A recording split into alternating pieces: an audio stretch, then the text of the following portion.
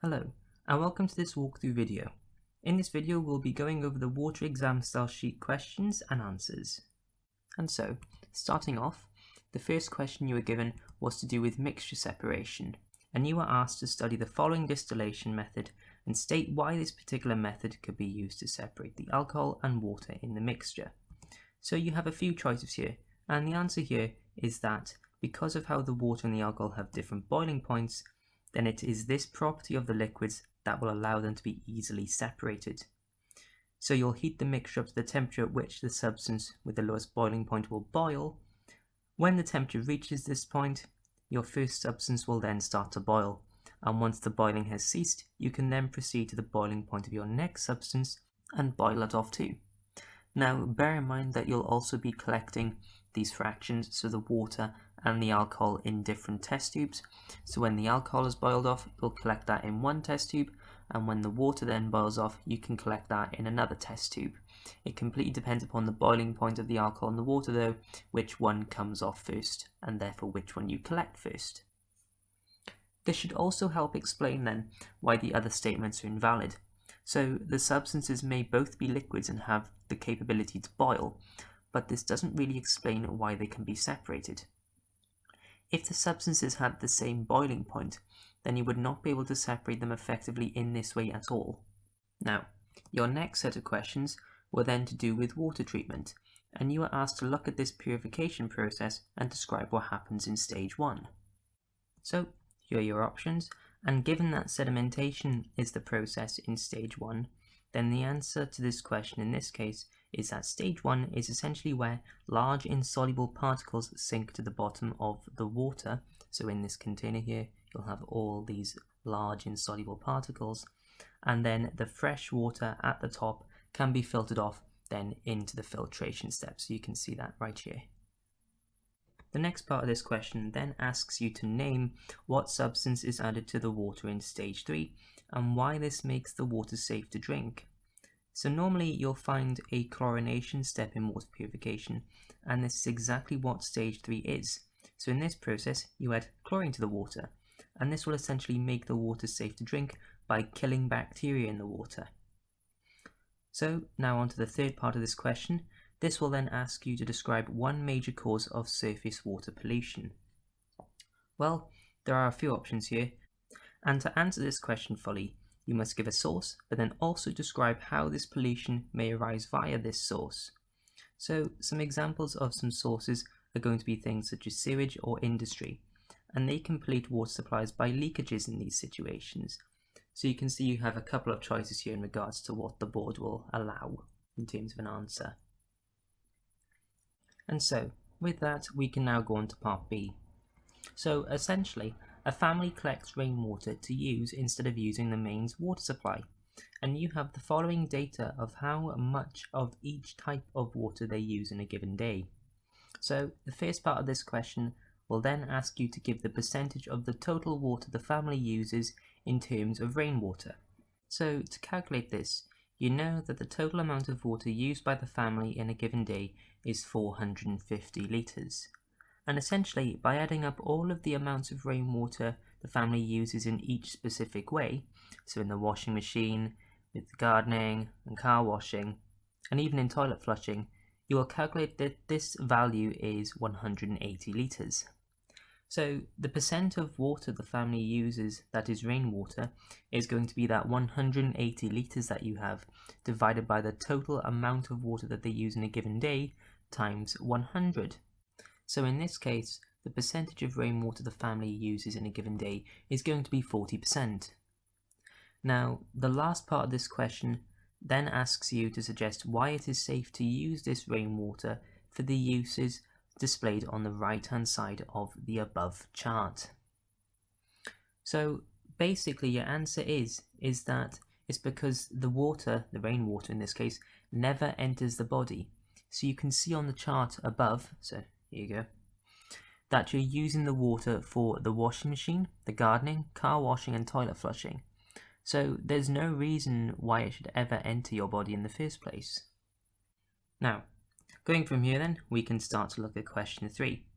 You're presented with a few paragraphs of information and a method by which you may purify water using graphene sheets. And the first part of this question will ask you to choose the statement out of the three given, so here they are, which defines the main reason to why countries are building desalination plants. So by reading through the information you're given, you'll pick out the sentence that states, as climate change makes rainfall less predictable and droughts more common, a growing number of countries are turning to desalination. Now, what this is saying is that, for your question, the main reason behind why countries are building these desalination plants is due to the fact that climate change is impacting water supplies and the availability of drinking water. And so this would be your answer to this part of the question. The next part then will ask you to select the statement out of the few that you have here that best explains how these graphene sheets work in the desalination process. So the answer in this case would be the third statement. Now, if you think about it, statement 1 is completely void in this case. It doesn't attempt to make any real explanation to how it works. As for your second statement, if your graphene had holes big enough for ions to come through, it would be a pointless purification technique as it wouldn't achieve the separation of the water molecules from the ions. In the third statement, this issue is covered by having holes big enough for water molecules to fit through and having holes small enough for ions to be left behind. Then you would achieve that separation you're after, and thus purification will be achieved. Now, statement 4 sounds like a good option, but it isn't very specific in the way that it just mentions molecules. I mean, what are the molecules the sheet can let through? We don't want any old molecule coming through and polluting our water, right? So statement 3 specifies it is water, and water being the molecule now, and this is thus why it is the right answer over this statement here. Again, statement 5 might sound good, but I liked the explanation behind statement 4. It's not very specific, so it is not the answer. Okay, so now on to part B. From the data given about the Earth's water content above, you're asked to calculate the volume of the Earth's available fresh water. So what you know is that 0.3% of the volume of water on Earth is fresh water, and so as a fraction, this can be expressed as taking that 0.3% over 100, so therefore the fraction is going to be 0.003. You can then take this 0.003 and multiply it by the total volume of water on Earth to retrieve how much of the Earth's water actually equates to the amount of fresh water available. In this case, you find it to be 4,200,000 units of volume, and this could be condensed down to 4.2 times 10 to the 6 in terms of standard form. Of course, not forgetting your units here, this volume would therefore be in kilometers cubed. Now, lastly, part C will then ask you to state and explain the physical changes that occur in the formation of drinkable water from seawater. So, a method you should know is the process of distillation in regards to desalination, and this is exactly how the solar still will work. So you'll have the fact that you will utilize the heat energy from the sun to cause the water in the solar still to evaporate and then condense on the dome within the solar still, and this then follows with the collection of fresh water. The question then also asks you for the name of this process, and this is, as I have said before, the distillation or the desalination process. Okay, so now on to question 4. This is going to be your first QWC question, and this question will ask you to look at this graph on the right here, which relates to the mean number of decayed, missing and filled teeth in 12-year-olds in Australia over some years, and describe it. You then have to explain why some people support and why some people oppose the fluoridation of water supplies. So, as for your interpretation of the graph on the right here, you must point out that there is less tooth decay in areas that fluoridate their water supplies. The areas that have then had their water supplies fluoridated for longer see more of a benefit in relation to their DMFT values. There is more decay in areas that do not fluoridate their water supplies. Decay has then fallen in all areas between 2008 and 2012. And all areas have less decay in 2012 than the fluoridated area had in 2008. Now, as for why people may support fluoridation then, there are two reasons that you may point out here. One is that there is a decreased value in the DMFT value in those areas that have had their water supplies fluoridated. The second point to then make is that less money would be being spent on dental treatment. So how about opposing fluoridation then? Well, the first point is that the graph does not give strong enough evidence of the benefit of the fluoridation of water supplies. A second option is that fluoride is highly toxic and in high concentrations it can actually cause fluorosis. A third point is that the fluoridation of water supplies can also be seen as mass medication, so medication against the will of people. And so with that, that's your first QWC done. In terms of the marking of this question, you can use the following criteria given by the exam board to check to see how your answers compare to these criteria. So now we can look at question 5. This next section of questions revolves around solubility curves. Now, this is a shorter question, and the first part of this question is to look at the solubility graph on the right here, revolving around sodium chloride and potassium chloride, and firstly state at which temperature their solubilities are equal. So, by looking at the graph, what you'll find is that this temperature is going to be 81 degrees C. Check out the y-axis. It's the solubility of the compound per 100 grams of water, but nevertheless it tells you the solubility, and this is what you're after. The point at where the solubilities are equal are where the lines surrounding the solubilities of each compound intersect one another, and this is going to be at 81 degrees Celsius, you can see here. Now, part 2 then will ask you to calculate the mass of solid potassium chloride that forms when a saturated solution in 100 grams of water at 70 degrees C cools to 30 degrees C. So the good thing is that you're looking at a graph where it describes the solubility of potassium chloride in 100 grams of water, so there's no need to change any solubility values here. And what you'll find is that at 70 degrees, a saturated solution of potassium chloride will contain 30 grams of itself, and at 30 degrees, that value will drop to 10 grams. Therefore then, the mass precipitated is going to be 20 grams of potassium chloride when this particular solution is cooled from 70 degrees C down to 30 degrees C. And that's your question 5 done. So let's now go on to question 6. So you're given this method that describes how to determine the solubility of potassium nitrate at room temperature. You're also then given some data surrounding the experiment that was done on this. So part A will ask you to state what is meant by a saturated solution. Well, a saturated solution is one where no more solid will dissolve in a given amount of solvent, and whereby any excess solid will remain at the bottom of your beaker. Now, as for part 2, you will then be asked to calculate the solubility of potassium nitrate in grams per 100 grams of water. So, firstly, we'll work out the mass of potassium nitrate that Gwyn obtained from his experiment. So we'll take the mass of the evaporating basin with the potassium nitrate and take away the mass of the evaporating basin itself away from this value to determine the amount of potassium nitrate he actually obtained. In this case, this value turns out to be 11.6 grams.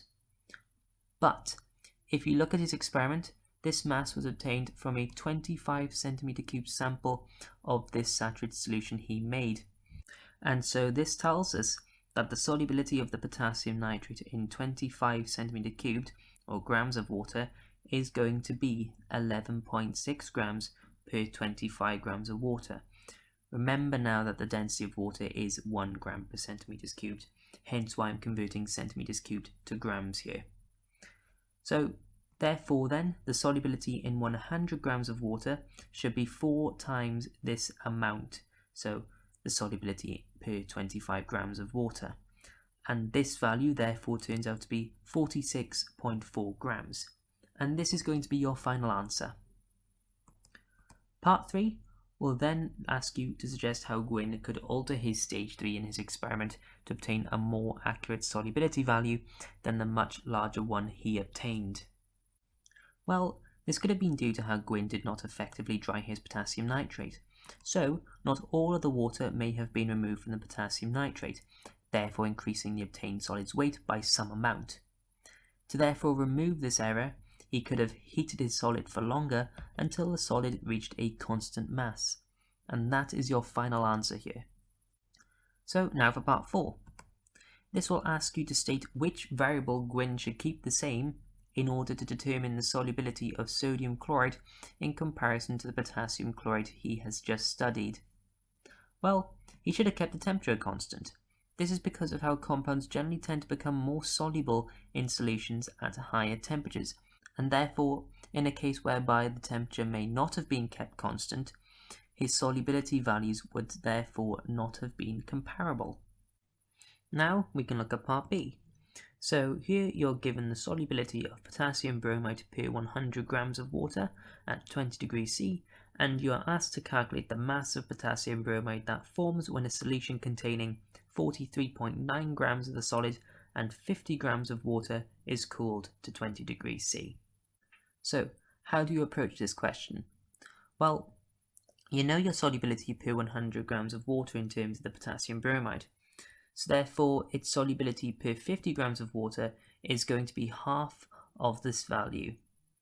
And your solubility of potassium bromide per 50 grams of water is therefore going to be 32 grams. Now, given this, then what you can say is that, well, given I have 50 grams of water, then I can only dissolve 32 grams of potassium bromide in it before the solution becomes saturated. Therefore then, as you're adding more solid than what saturation requires, the solid left over is going to be the mass of solid that forms after you've added in the potassium bromide to the 50 grams of water. And so in this case it's going to be the 43.9 grams of potassium bromide that you added. Take away now the 32 grams that dissolved into the solution to make it saturated, which therefore leaves you with 11.9 grams of potassium bromide forming. And so, the last part of this question will ask you to calculate the number of moles of potassium bromide present in 64 grams of the substance. Well, you know your moles equation is going to be the mass of your substance over its relative atomic / molecular mass, in this case molecular mass.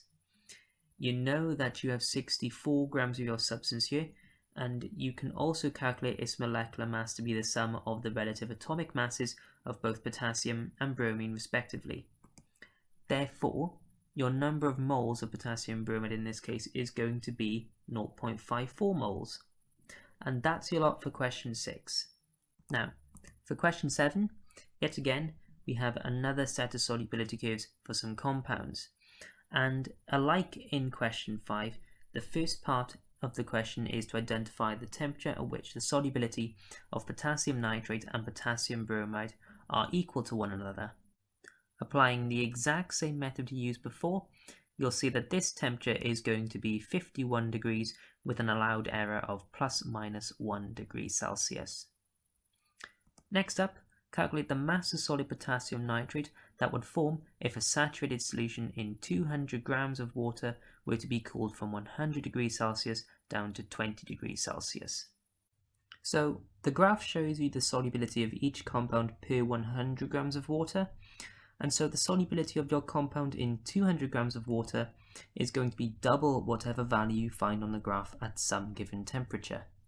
So, given that each square on the y-axis on the graph on the right is worth 4 grams per 100 grams, then you'll find your solubility of potassium nitrate per 100 grams of water is 240 grams at 100 degrees Celsius. And so, therefore, in 200 grams of water, this value will become 480 grams. At 20 degrees C though, the solubility per 100 grams of water is 28 grams. And so, in 200 grams of water, that solubility therefore becomes 56 grams. So, overall then, the mass that you will get out upon cooling this solution is going to be equal to the 480 grams. Take away those 56 grams, which will then give you 424 grams as your final answer to this question. Now, lastly, suggest why a student may be surprised at the temperature range shown on the solubility curves. Well, you know that water boils at 100 degrees Celsius, and so this is going to be your answer. It's because water turns into a gas at this temperature that your solubility values won't be truly representative of the system having a solubility per 100 grams of water, because there won't be 100 grams of water there above 100 degrees Celsius. Alright, now for your next QWC question. So, in this question, Olivia is testing the hardness of some water samples and you're given the below data surrounding her experiments. You're asked to describe how you could repeat this experiment to show that you'll be carrying out a fair test. You're also asked what conclusion you would be able to reach about your results if they were similar to Olivia's.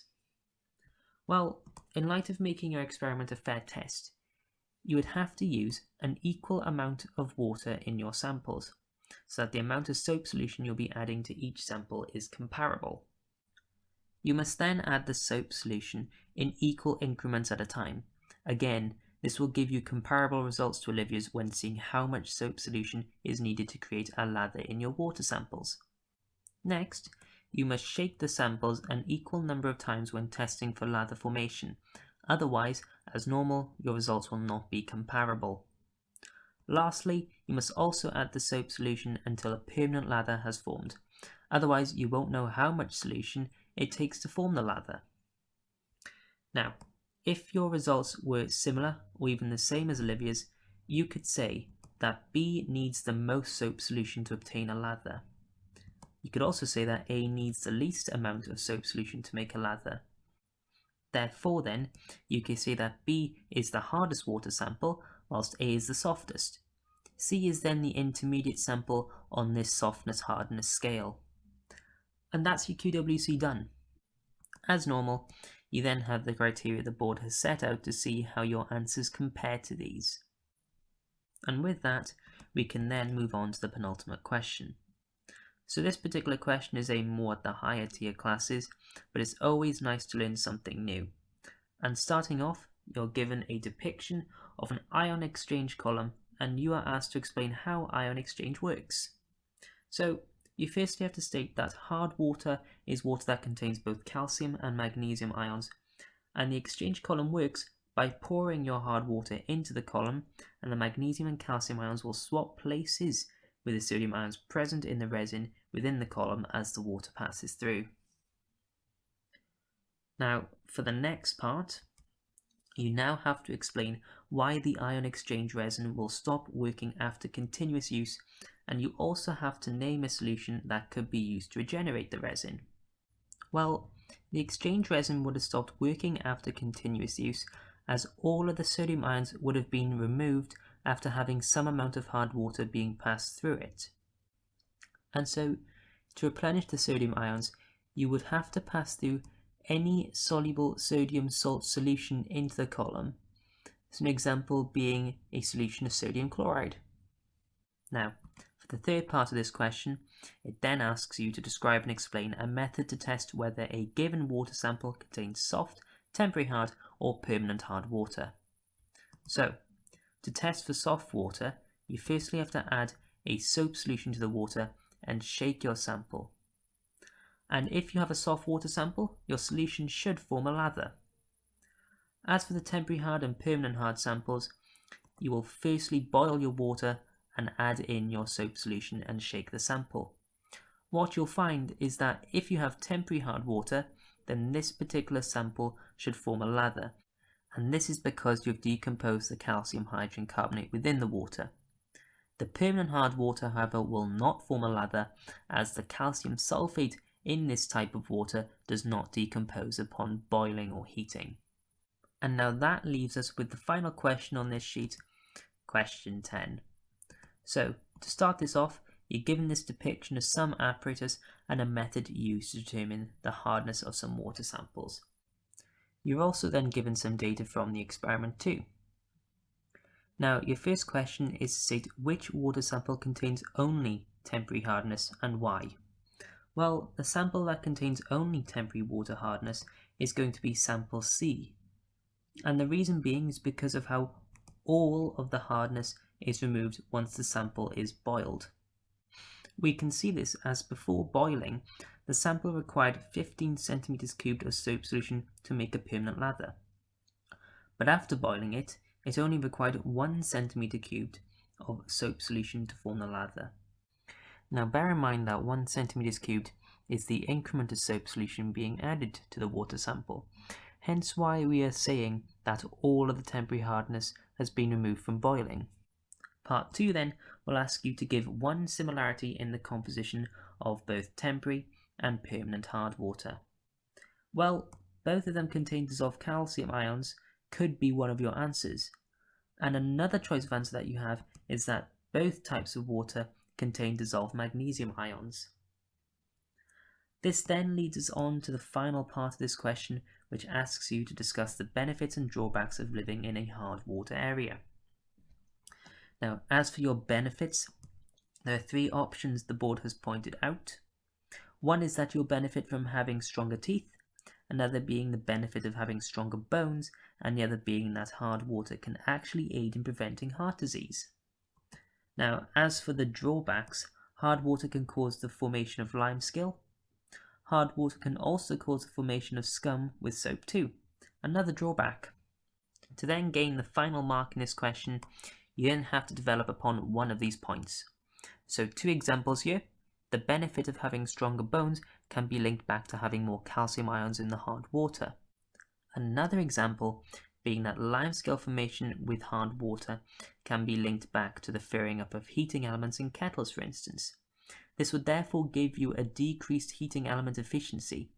Limescale formation can even be linked back to the blocking of pipes in boilers, for instance. And so with that, this concludes this particular walkthrough video on the water exam style question sheet. So thank you for watching and listening.